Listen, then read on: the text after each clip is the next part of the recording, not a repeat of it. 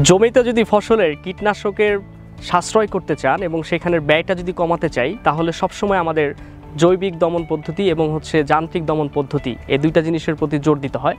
সেই ক্ষেত্রে integrated pest management বা IPM সমন্বিত বালাই ব্যবস্থাপনার সবচাইতে অন্যতম আরেকটি কার্যকরী উপায় হচ্ছে এই স্টিকি ট্র্যাপ। এই স্টিকি ট্র্যাপের মধ্যে আমার হাতে দেখতে পাচ্ছেন হচ্ছে একটা হলুদ কালারের স্টিকি ট্র্যাপ রয়েছে আর একটা নীল কালারের স্টিকি ট্র্যাপ রয়েছে।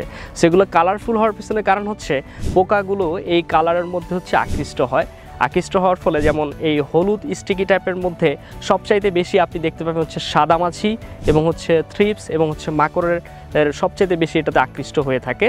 এবং নীল যে স্টিকি ট্যাপটা রয়েছে, এই নীল স্টিকি ট্যাপের মধ্যে এখানে দেখা যাচ্ছে যে লিফ মাইনর এবং যে আমাদের যত প্রকারের চোষক পোকাগুলো রয়েছে সেইটা এটার মধ্যে খুব ভালোভাবে আকৃষ্ট হয়, এবং যখন এটার মধ্যে আকৃষ্ট হয়ে এটার উপরে বসে তখন কিন্তু সে আর এখান থেকে উঠতে না পারার ফলে সে মারা যায়। তো এইভাবে পোকা শনাক্তকরণ করা যায় এবং শনাক্তকরণের মাধ্যমে স্পেসিফিক পোকার জন্য স্পেসিফিক কীটনাশক ব্যবহার করে আমাদের কীটনাশকের যে ব্যয় সেটা সাশ্রয় করা যায় এবং সঠিকভাবে আমরা জমিতে পোকামাকড় নিয়ন্ত্রণ করতে পারি।